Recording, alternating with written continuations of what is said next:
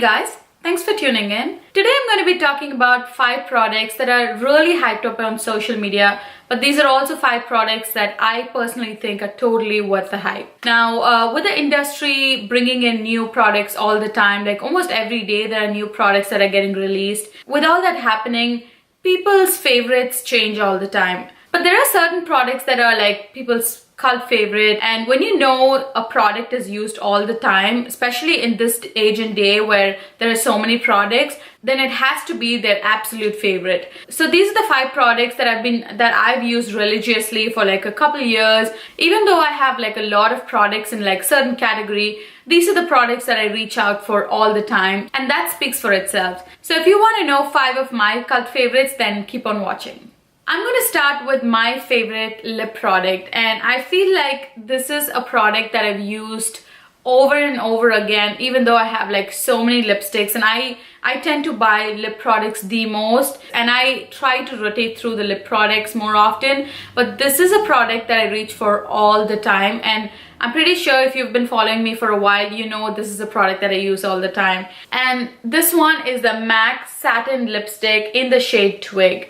Now this is like almost like a mauve shade. It's like, it runs a little bit nude on my skin tone. It is the lipstick that I'm wearing today, and it's like the perfect everyday lipstick for me. If I want a nude lipstick, I always reach out for lipsticks that has a little bit of peach tint to it, or a little bit of mauve or pink hue to it. I don't like when it's completely nude because it looks really washed out, and honestly it looks like I've applied like foundation all over my lips. So I like it when my nudes have a little bit of pink to it, and this is like my perfect nude. It's not like completely nude. You can definitely say that there's a lipstick on, but it's like an everyday lipstick for me if I'm like on the go, or if I'm going somewhere where I want something but not too much. Especially this formulation Satin. Now there are like different formulation in MAC lipsticks. Like they have satin, they have matte, they have cream sheen, I think.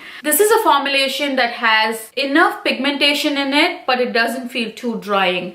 Now MAC's Ruby Woo, which is a matte formulation, is my absolute favorite. But the issue with it is that the color is really nice and pigmented, and it'll stay on for long, but it's very drying on your lips. This keeps my lips moisturized, but it also has good pigment on it, and that's why I love it.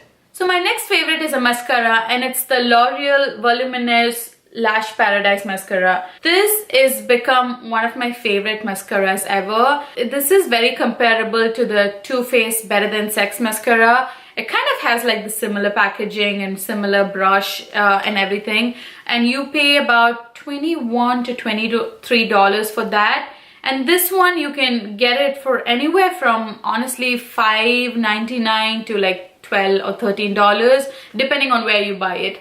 And remember that this is a drugstore product, so L'Oreal always has sales in drugstore. So if you want to buy any drugstore product, I would say watch out for sales and buy it. Mine is a little bit dried out, but I'm gonna show you how the wand looks.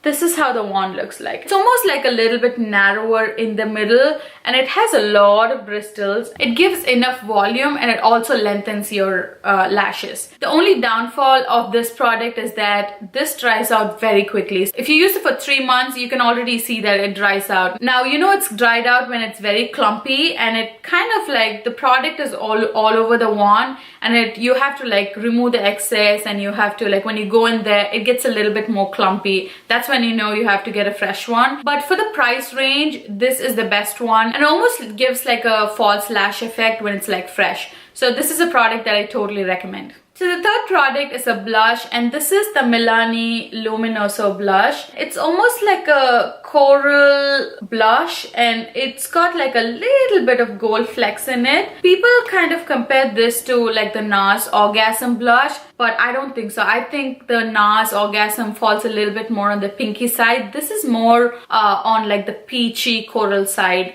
But this is really beautiful for summer. This is the blush that I'm wearing today. It's perfect for summer because since it has this little bit of gold flecks in it, it makes your skin almost glow, which I don't necessarily like that kind of an effect in winter, but when it's summer, give me all the glow. I love it. And it's got like enough pigmentation. Although the top layer is not as pigmented. So once you get rid of like the top layer and get into the next layer of it, you can see that the blush is very pigmented. And also I feel like if you're my skin tone or lighter, this would show up really well on your skin.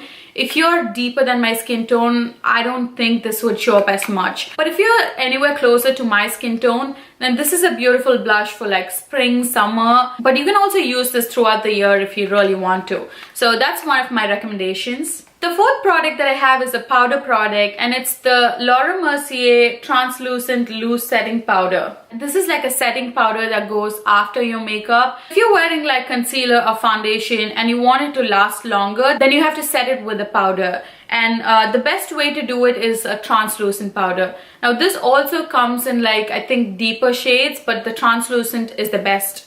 And this is why. It almost meshes with your skin, but it also sets it and makes it last longer. Now, sometimes I only set my under eye. I feel like I always have to set my under eye because it always creases on me. So the concealer I always set, but the foundation, I don't set it always because I have dry skin. But this is like one powder that I can reach for even on like the most dry days that I want to set my face. It's almost like transparent powder. So if you take it on, and I'm gonna blend it on my hand so you can see. It goes in a little powdery, but in like a second, it almost meshes with your skin and it disappears into the skin. And it's also like really finely milled, so it does not feel powdery on the face at all. So I really love this, and I've used this for almost a year and I barely got through it. So even though it's a little expensive, if you invest in this, this is going to last you a long time. And it also doesn't give you any flashback. Flashback is when you click a picture on like flash photography and it gives like a white cast on your face. Sometimes you see those celebrity pictures where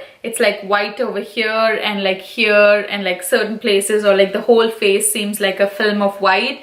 That's because of flashback. And it doesn't show up in like regular lighting, but it only shows up in like flash photography. So a lot of powders tend to do that, but this one does not give any flashback. It's beautiful on the skin. It's very lightweight. And if you're looking for a good translucent powder, then I would invest in this. Okay, so the fifth and the final product that I'm going to talk about is the MAC Fix Plus. So this can be used for two different purposes. One is before you apply your makeup, if you feel like your face is a little bit dry, then you can use this as like a prepping spray and it almost works like a primer. Or the second type is like my most favorite way of using it. So you can use this as a setting spray after you're done with like your makeup application. So if you feel like you've over powdered your face, or if you feel like there's too much makeup and it's like too cakey on your face, then if you apply this is going to remove all the cakiness. It almost like makes it absorb more into your skin. It makes it look more skin-like.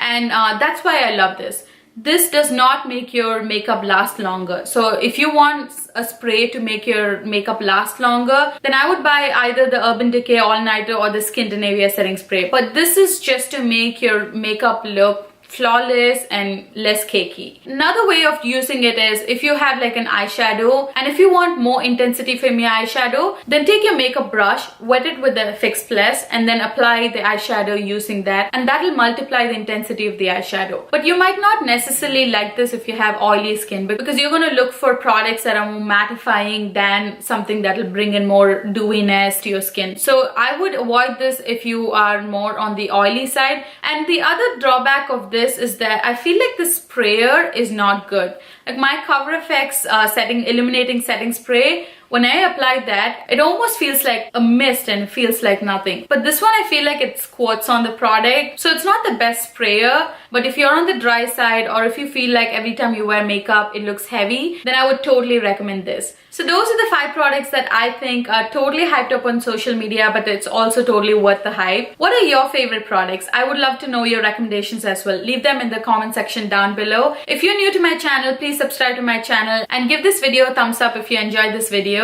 Also follow me on all the other social media. It's all given in the link in the description box down below. And see you guys in my next video. Bye guys.